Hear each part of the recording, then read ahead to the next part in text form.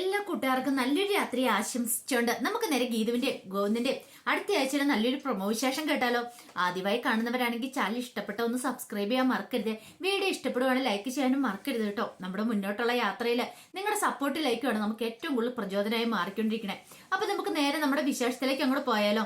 അങ്ങനെ അടുത്ത ആഴ്ച നമ്മൾ കാണാനായിട്ട് പോകുന്നേ രാധികാമ്മയുടെ കള്ളത്തരങ്ങളൊക്കെ ഗോവിന്ദ് തെളിവ് സഹിതം പിടികൂടുവാണ്. അങ്ങനെ രാധികാമ്മേനെ പഞ്ഞിക്കിടുന്നുണ്ട്.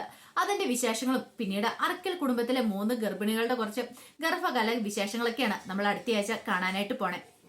കഴിഞ്ഞ ദിവസം നമ്മൾ കണ്ടു ഗീതുവിന് വയറ്റി വളരുന്ന കുഞ്ഞിനെ ഇല്ലാതാക്കാനായിട്ട് രാധികാമ്മ ആ പൊടി കലർത്തി കൊടുക്കണം.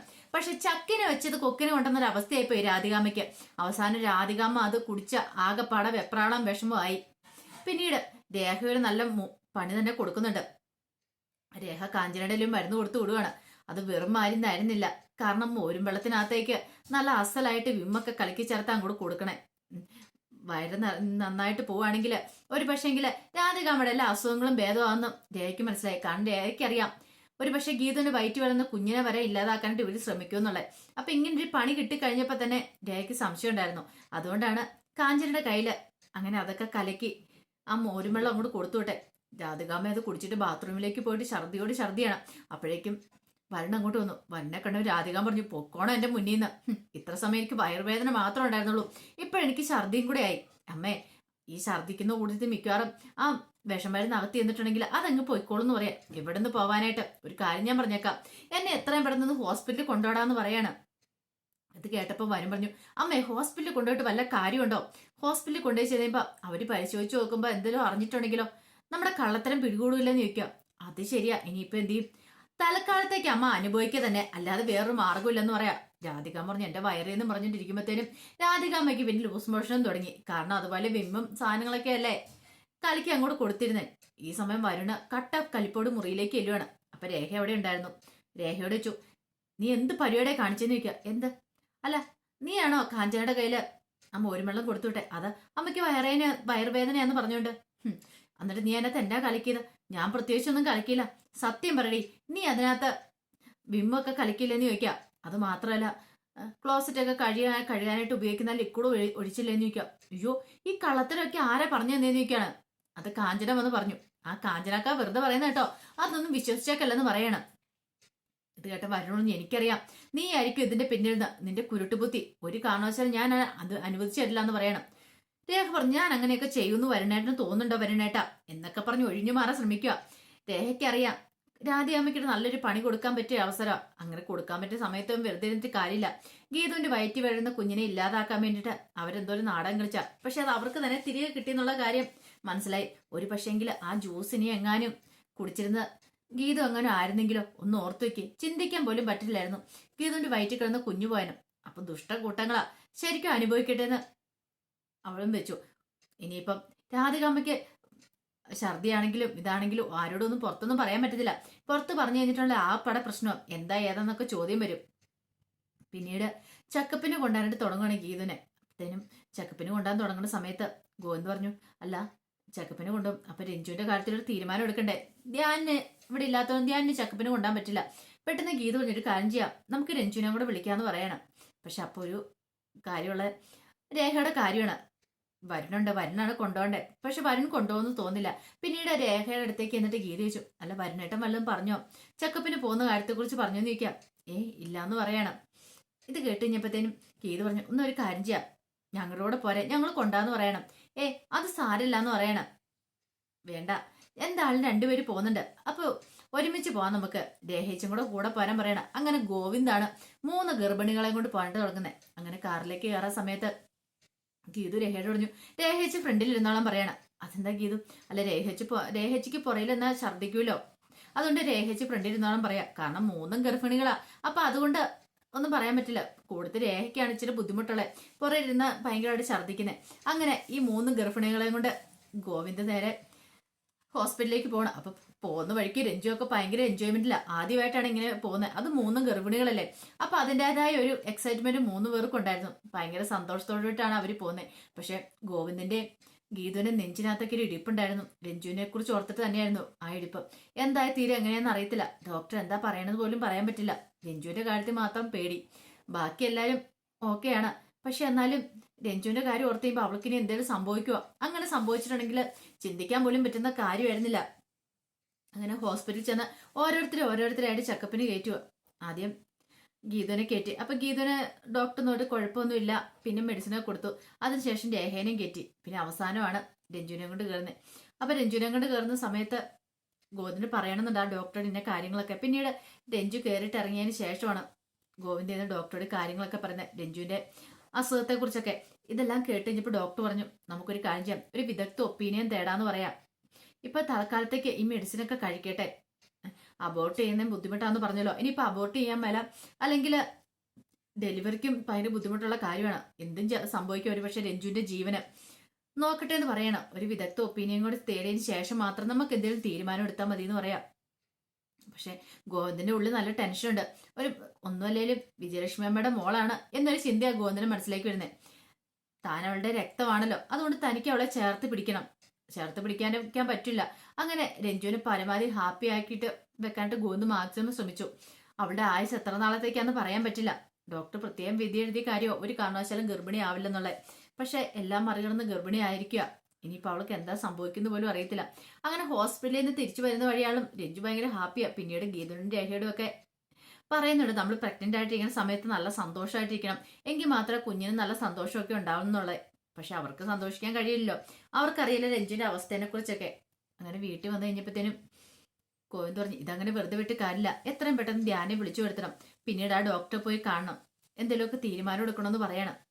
വയറ്റ് വരുന്ന കുഞ്ഞു പോയാലും കുഴപ്പമില്ല, ഒരു കാരണവശാലും രഞ്ജുവിന്റെ ജീവന്റെ ആപത്തും വരില്ല. അതിന് ഏതൊറ്റം വരെ പോകാനും ഗോവിന്ദ് തയ്യാറായിരുന്നു. ഗോവിന്ദിന് വിജയലക്ഷ്മിയോട് ദേഷ്യമുള്ളൂ, പക്ഷെ രഞ്ജുവിനോട് ദേഷ്യമില്ല. അതിനുശേഷം ഗീത പറഞ്ഞൊരു കാര്യം ചെയ്യാം, നമുക്ക് അമ്മേനെ കൂടി ഒന്ന് പോയി കാണാം, അമ്മേനെ കണ്ട് ഈ കാര്യത്തെക്കുറിച്ചൊക്കെ സംസാരിക്കാന്നൊക്കെ പറയുന്നുണ്ട്. ആ സമയം വരുണ ആ പട ടെൻഷനില്ല. വരുണ അറിയത്തില്ല, ചേതൻ ഗ്രൂപ്പ് മിക്കവാറും പുറകെ പിടികൂടാൻ നടക്കുന്നുണ്ട്, അപ്പൊ പണം തിരികെ കൊടുക്കണം. പിന്നീട് രാധികയോട് വന്നോട് പറഞ്ഞു, അതെ അമ്മ എങ്ങനെയെങ്കിലും പണം ഉണ്ടാക്കി തരണം, അല്ലെ ചേതൻ ഗ്രൂപ്പ് എന്നെ പിടികൂടുമെന്ന് പറയാം. അതിപ്പോ എനിക്ക് എന്ത് ചെയ്യാൻ പറ്റുമെന്ന് ചോദിക്കണം. അമ്മ എന്തെങ്കിലും ചെയ്തേ മതിയാവുള്ളൂ, ഒന്നെങ്കിൽ എങ്ങനെയെങ്കിലും പണം ഉണ്ടാക്കണം, അല്ലെങ്കിൽ അവളുണ്ടല്ലോ ആ അനാർക്കലി, അവര് കൊണ്ടുപോയ പൈസ അങ്ങ് തിരികെ തരാൻ പറയണം. അത് ചേതൻ ഗ്രൂപ്പിന് കൊടുത്തിട്ടുണ്ടായ കാര്യങ്ങളൊക്കെ ഓക്കെ ആന്ന് പറയാം. അതിനിപ്പോ അവൾ ആ പണം തിരിച്ചു തരാൻ പോകുന്നുണ്ടോ? അത് പറഞ്ഞിട്ട് കാര്യമില്ലമ്മേ, എങ്ങനെയെങ്കിലും അവിടെ നിന്ന് പണം വാങ്ങിച്ചേ പറ്റുള്ളൂ, അല്ലെങ്കിൽ എന്നെ അവർ തട്ടിക്കൊണ്ടു പോകുന്നൊക്കെ പറയാം. വരുണ നല്ല പേടിയുണ്ടായിരുന്നു ചേതൻ ഗ്രൂപ്പിനെ, എങ്ങാനും അവരുടെ കൈ കിട്ടിയാൽ തന്നെ കൊന്നുകളയുന്നവരും അവൻ ഭയന്നു. അപ്പൊ അതുകൊണ്ട് മാക്സിമം അവൻ ഒളിച്ചും പാത്തു വയ്ക്കാൻ നടക്കണേ, അവരുടെ കൈയിൽ പോയി പെടാതിരിക്കാൻ വേണ്ടിയിട്ട്. പിന്നീട് ഗീതു ഗോവിന്ദനെ വിളിച്ചുകൊണ്ട് വിജയലക്ഷ്മിനെ കാണാനായിട്ട് പോകുന്നുണ്ട്. രഞ്ജുവിന്റെ കാര്യത്തിൽ ചില തീരുമാനങ്ങൾ എടുക്കണം. രഞ്ജുവിന് ഇപ്പോഴും അറിയത്തില്ല തന്റെ അസുഖം എന്താന്നുള്ളത്. താൻ ഗർഭിണിയായിട്ടുണ്ടെങ്കിൽ താൻ മരണത്തിലേക്ക് പോകുന്നുള്ള കാര്യമൊന്നും അറിയത്തില്ല. അപ്പൊ വീട്ടിൽ വെച്ചൊരു കൂടിക്കാഴ്ചയൊന്നും പറ്റില്ല. പിന്നീട് ഗീതു പറഞ്ഞൊരു കാര്യം ചെയ്യാം, പുറത്തൊരു റെസ്റ്റോറന്റ് വെച്ച് കാണാന്ന് പറ, അതാണ് പിന്നെ കുഴപ്പമില്ല. വീട്ടിൽ വെച്ച് കണ്ടു കഴിയുമ്പോൾ രഞ്ജു ചോദിക്കും, രഞ്ജുവിന് ഭയങ്കര സംശയങ്ങളും കാര്യങ്ങളും, ഇവർക്ക് ഒന്നും ഒരു പ്രൈവസിയോടെ കൊണ്ട് സംസാരിക്കാനും പറ്റത്തില്ല. അങ്ങനെ ഒരു റെസ്റ്റോറന്റിലേക്ക് പോവാണ്. ആ സമയം അനാർക്കലി ബാക്കി പണത്തിന് വേണ്ടിയിട്ട് രാധികാമ്മനെ വിളിക്കുകയാണ്. രാധികാമ്മനെ വിളിച്ചിട്ട് ബാക്കി പണത്തിന്റെ എപ്പ തരും അതിനെക്കുറിച്ചൊക്കെ ചോദിക്കുകയാണ്. ഇത് കേട്ടപ്പോ അനാർക്കലി പറഞ്ഞു, ഇത് കേട്ടപ്പോ രാധിക പറഞ്ഞു, അനാർക്കലി എന്റെ കയ്യിൽ ഇപ്പൊ പണമില്ല എന്ന് പറയണ. പണമില്ലേ? അങ്ങനെയാണെങ്കിൽ നീ എന്റെ അടുത്തേക്ക് വാ, എനിക്ക് നിന്നെ അത്യാവശ്യം ഒന്ന് കാണണം എന്ന് പറയണം. എന്തിനാ കാണുന്നത്? അതൊക്കെ നേരിട്ട് പറയാം എന്ന് പറയണ. അങ്ങനെ രാധികാമ്മനെ വിളിച്ചു വരുത്തുക. രാധികാമ്മയ്ക്ക് ഒരു വെപ്രാളം പേടിയൊക്കെ ഉണ്ടായിരുന്നു. ഇവളിനി എന്താ ചെയ്യാൻ പോകുന്ന അറിയത്തില്ല. അവളുടെ ആ വീഡിയോസ് ഉള്ളിടത്തോളം കാലം അപകടമാണ്. അവളെയും കൂടെ എത്രയും പെട്ടെന്ന് തീർത്തില്ലെങ്കിൽ തനിക്കൊരു ഭീഷണിയാവുന്നുള്ള കാര്യം അറിയാം. പക്ഷെ അതെങ്ങനെ എന്ന് മാത്രം അറിയത്തില്ലാത്തോണ്ടായിരുന്നുള്ളൂ. പിന്നീട് വരുന്നടുത്ത് നിന്നിട്ട് അനാർക്കലി കാണാൻ വിളിച്ച കാര്യമൊക്കെ പറയണം. എല്ലാം കേട്ടിപ്പോ വരും പറഞ്ഞു, അമ്മ ഒരു കാര്യം ചെയ്യുക, പോയിട്ട് വാ, അവരെന്താ പറയണമെന്ന് അറിയാലോ, പറ്റുമെങ്കിൽ ആ പൈസ കൊണ്ടുപോയത് അതും കൂടെ തരാൻ പറ. ആ പൈസ ഇല്ലാതെ ഒരു കാര്യം നടക്കില്ല എന്ന് പറയണം. അവരുടെ ആ പൈസ എങ്ങനെയല്ലോ അമ്മ മേടിച്ചെടുക്കാൻ നോക്കാൻ പറയാണ്. വല്ല തന്ത്രമൊക്കെ പ്രയോഗിക്കാൻ പറയാം. അങ്ങനെ രാധികാമ്മ അനാർക്കലിയെ കാണാനായിട്ട് പോവാണ്. ഈ സമയം വിജയലക്ഷ്മിയും ഗീതവും ഗോവിന്ദും കൂടെ ഒരു റെസ്റ്റോറൻറ്റിലേക്ക് ചെല്ലുവാണ്. അപ്പൊ അവിടെ വെച്ചാണ് രഞ്ജുവിന്റെ കാര്യങ്ങളൊക്കെ സംസാരിക്കുന്നത്. പിന്നീട് വിജയലക്ഷ്മി പറഞ്ഞു, ഡോക്ടറോട് സംസാരിച്ചിട്ടുണ്ട്, എത്രയും പെട്ടെന്ന് തന്നെ ഇന്നാളെ നിങ്ങൾ പറഞ്ഞ ഡോക്ടറല്ലേ, അപ്പൊ അവരുമായിട്ടൊരു കൺസൾട്ട് എടുക്കാം. അവനങ്ങനെ എടുത്തു കഴിഞ്ഞിട്ട് വിദഗ്ധരുടെ ഒപ്പീനിയൻ തേടിക്കഴിഞ്ഞാൽ പിന്നെ കുഴപ്പമില്ല. എന്താ പറയണെന്ന് അറിയത്തില്ല. ഒരു പക്ഷേ വയറ്റിൽ കിടക്കുന്ന കുഞ്ഞിനും അപകടം ഉണ്ടാകാതെ രഞ്ജുവിനെ രക്ഷിക്കാൻ പറ്റുമെങ്കിൽ ആ നല്ല കാര്യമല്ലേ. 10% ആൾക്കാർ ജീവിതത്തിലേക്ക് മടങ്ങി വരുമെന്ന് പറഞ്ഞില്ലേ, അപ്പൊ ഒരുപക്ഷെ ആ 10% ഇവളും പെട്ടിട്ടുണ്ടല്ലോ എന്നറിയത്തില്ലെന്ന് പറയണം. ഗീത പറഞ്ഞു, ചിലപ്പോൾ അങ്ങനെയായിരിക്കും, ഉറപ്പായിട്ടും രഞ്ജു രക്ഷപ്പെടുമെന്ന് എന്റെ മനസ്സ് പറയുന്നു. അവൾക്കൊന്നും സംഭവിക്കാനൊന്നും പോകുന്നില്ലെന്ന് പറയാം. ഇത് കേട്ടതും ഗോവിന്ദ് പറഞ്ഞു, അതൊക്കെ ശരി തന്നെയായിരിക്കും, പക്ഷേ നമുക്ക് അതിനെക്കുറിച്ച് വ്യക്തമായിട്ട് അന്വേഷിച്ചറിയണമെന്ന് പറയണം. പിന്നെ അവർ ജ്യൂസൊക്കെ ഓർഡർ ചെയ്യുന്നുണ്ട്. അപ്പൊ വിജയലക്ഷ്മി പറഞ്ഞു, എനിക്കൊന്നും വേണ്ടാന്ന് പറയണം. കാരണം വിജയലക്ഷ്മിയുടെ മനസ്സിൽ ഗോവിന്ദിനെ കുറിച്ചുള്ള ചിന്തകളൊക്കെ ആയിരുന്നു. പക്ഷെ ഇവരുടെ തമ്മിലുള്ള ആ ഒരു ഇരിപ്പും മട്ടും ഭാവവും കണ്ടു കഴിഞ്ഞപ്പോ തന്നെ ഗീതിന്റെ ഒരു കാര്യം ഉറപ്പായി. കണ്ണേടിന് ഇപ്പോഴും ഭയങ്കര സ്നേഹമുണ്ട് അമ്മയോട്. പക്ഷെങ്കിൽ അത് പുറത്ത് പ്രകടിപ്പിക്കുന്നില്ലെന്നുള്ളൂ. കാരണം ആ ചെറുപ്പകാലത്ത് ഇട്ടിട്ട് പോയതിന്റെ ആ ഒരു വിഷമവും ദേഷ്യമൊക്കെയാണ് കാണിച്ചുകൊണ്ടിരിക്കുന്നത്. അല്ലാതെ അതിനേക്കാൾ ഉപരി വേറൊരു ദേഷ്യമൊന്നും അവരോടില്ല എന്നുള്ള കാര്യം അറിയാം. പിന്നീട് ഗീതു എന്ത് ചെയ്യണം, അവരെ രണ്ടുപേരും കൂടെ ഒന്നിപ്പിക്കാനായിട്ട് പരസ്പരം സംസാരിപ്പിക്കാൻ മാക്സിമം ട്രൈ ചെയ്യുന്നുണ്ട്. ഡോക്ടറുടെ കാര്യം പറഞ്ഞ് രഞ്ജുനെ എങ്ങനെ ജീവിതത്തിലേക്ക് മടക്കിക്കൊണ്ട് വരണം, അതിനെക്കുറിച്ചൊക്കെ വലിയൊരു ചർച്ച തന്നെ അവർ നടത്തുന്നുണ്ട്. ആ സമയം ഇതൊന്നും അറിയില്ലാതെ രാധികാമയും അനാർക്കലിയും അങ്ങോട്ട് വന്നേ. അപ്പൊ അവര് വേറെ അകത്തൊരു ക്യാബിനകത്ത് കയറി അവർ സംസാരിക്കുമായിരുന്നു. അപ്പൊ രാധികാമ അനാർക്കലിയുടെ കാര്യങ്ങളൊക്കെ പറയുന്നുണ്ട്. അതെ, നീ അടിച്ചോണ്ട് പോയ പണം എനിക്ക് എത്രയും പെട്ടെന്ന് തരണം, ഇല്ലെങ്കിൽ വേറെ എവിടുന്നേലും കുറച്ച് പണം സംഘടിപ്പിച്ചതാ നീ എനിക്കിപ്പോ വേറൊരു പിടിച്ചു നീപ്പില്ല എന്നൊക്കെ പറയുന്നുണ്ട്. ഇത് കേട്ട് കഴിഞ്ഞപ്പോഴത്തേനും അനാർക്കലിക്ക് ദേഷ്യം വന്ന. അനാർക്കലി, രാധികെ, ഒരു കാര്യം ഞാൻ പറഞ്ഞേക്കാം. ഇത്രയും നാൾ നിന്നെ ഞാൻ വെറുതെ വിട്ടു, പക്ഷെ ഇനി നിന്നെ ഞാൻ വെറുതെ വിടാനായിട്ട് പോകുന്നില്ല. എത്രയും പെട്ടെന്ന് എനിക്ക് പണം കിട്ടിയേ മതിയാവുള്ളൂ, അല്ലെ നിന്നെ ഞാൻ വെറുതെ വിടത്തില്ലെന്ന് പറയാണ്. കാരണം ചേതൻ ഗ്രൂപ്പിന് കൊടുക്കാനായിട്ട് പണം വേണം. അതാണ് രാധികാമ്മ ചോദിച്ചുകൊണ്ടിരിക്കുന്നത്. ആ പണം തിരികെ തരാനായിട്ട്, അല്ലാതെ വേറെ ഓപ്ഷൻ ഇല്ല. അല്ലെങ്കിൽ വരുണ്ണയാണെങ്കിലും രാധികാമ്മേനെയാണല്ലോ അവർ തീർക്കുന്നുള്ള കാര്യം രാധികാമ്മയ്ക്ക് നന്നായിട്ട് അറിയാം. പിന്നീട് അനാർക്കലി പറഞ്ഞു, എത്രയും പെട്ടെന്ന് നീ തരാനുള്ള ബാക്കി എമൗണ്ടും കൂടെ തന്നില്ലെങ്കിൽ ആ ഭദ്രന്റെ വീഡിയോസും കാര്യങ്ങളും എല്ലാം ഞാൻ ഗോവിന്ദന് കൈമാറും. അങ്ങനെ കൈമാറി പിന്നെ അറിയാലോ എന്താ സംഭവിക്കാൻ പോകുന്നത് എന്നൊക്കെ പറഞ്ഞുകൊണ്ട് ഭീഷണിപ്പെടുത്തുവാണ്. ആ സമയം ഗീത വളരെ അപ്രതീക്ഷിതമായിട്ടാണ് അങ്ങോട്ട് വാഷ്റൂമിലേക്ക് പോകുന്നത്. ഒന്ന് കൈ കഴുകാൻ പോവാണ്. അങ്ങനെ കൈ കഴുകാൻ പോകുന്ന സമയത്ത് അനാർക്കലിയും രാധികയോട് സംസാരിച്ചുകൊണ്ടിരിക്കുന്നുണ്ട്. പെട്ടെന്ന് ഗീത നേരെ ഗോവിന്ദന്റെ വിജയലക്ഷ്മിയുടെ അരിയിലേക്ക് വരുവാണ്. എന്നിട്ട് പറഞ്ഞു, അതെ, കണ്ണെണ്ണല്ലേ പറഞ്ഞേ ആ അനാർക്കലി എന്ന് പറഞ്ഞ സ്ത്രീയായിട്ട് അമ്മയ്ക്ക് ഒരു ബന്ധമില്ലെന്ന്. ഞാൻ പറഞ്ഞിട്ട് വിശ്വസിച്ചില്ലോ. ഞാൻ കാണിച്ചു തരാന്ന് പറയണം. ഒരു നാളെ വീട്ടിൽ വന്നിട്ടുണ്ട് ആ സ്ത്രീയെ, അവരിവിടെ ഉണ്ട്, ഞാൻ കാണിച്ചു തരാന്ന് പറഞ്ഞ് അങ്ങോട്ട് കൂട്ടിക്കൊണ്ട് ചെല്ലുവാണ്. ചെന്നുമ്പോൾ കാണുന്ന കാഴ്ച രാധികാമ്മ അനാർക്കലിയും കൂടെ സംസാരിച്ചുകൊണ്ടിരിക്കുന്നതാണ്. ഈ കാഴ്ച കൊണ്ട് ഗോവിന്ദൻ ഒട്ടും സഹിച്ചില്ല. തന്റെ അച്ഛനെ ഇല്ലാതാക്കിയവളാണ് ആ സ്ത്രീയെ. എന്നിട്ടോ ഇപ്പൊ കൂട്ടുകൂടുന്ന രാധികാമ്മയായിട്ട് കൂട്ടുകൂടുന്നത്. ഇതൊരിക്കലും തനിക്ക് സഹിക്കാൻ പറ്റുന്ന കാര്യമല്ല. പെട്ടെന്ന് ഗോവിന്ദൻ അങ്ങോട്ട് പോകുമ്പോഴത്തേനും ഗീത കയ്യിലേക്ക് കയറി പിടിച്ചു. വേണ്ട വേണ്ട കണ്ണേട്ടാന്ന് പറയണം. ഏയ്, ഇപ്പൊ ചോദിക്കേണ്ട കാര്യങ്ങൾ ഇപ്പൊ തന്നെ ചോദിക്കണം എന്നും പറഞ്ഞിട്ട് ഗോവിന്ദൻ മുണ്ടും മുടക്കാൻ കുത്തിയും കൂടി ചെല്ലുവാണ്. ചെന്നിട്ട് രാധികാമ്മയുടെ നേരെ നോക്കിയിട്ട് പിന്നെ അനാർക്കലിയോട് ഇങ്ങനെ ചോദിച്ചു, അല്ല നിങ്ങൾക്ക് എന്താ അവിടെ കാര്യം ചോദിക്കുക. അത് പിന്നെ രാധികാമ്മയോട് തന്നെ ചോദിക്കും, ഞാൻ എന്തിനാ വന്നേന്ന്. ഓഹോ, അപ്പൊ രാധികാമ്മ എന്നോട് കള്ളം പറഞ്ഞല്ലേ, രാധികാമ്മയ്ക്ക് ഇവരുമായിട്ട് കണക്ഷൻ ഉണ്ടല്ലേ എന്ന് ചോദിക്കാം. അയ്യോ, അത് പിന്നെ കണ്ണാ മോനെ, അങ്ങനെയൊന്നും ഇല്ല, അങ്ങനെ ഒരു കണക്ഷനും കാര്യങ്ങളും ഒന്നും ഇല്ലെന്ന് പറയണം. വേണ്ട, ഇനി കൂടുതലൊന്നും പറയണ്ടെന്ന് പറയണം. പെട്ടെന്ന് രാധികാമ്മ അങ്ങോട്ട് പ്ലേറ്റ് മാറ്റി. ദേ, ഇവളെന്നെ വിളിച്ചെന്താണെന്നറിയോ, ഭീഷണിപ്പെടുത്താനാ. ഇവൾക്ക് പണം വേണം പോലും.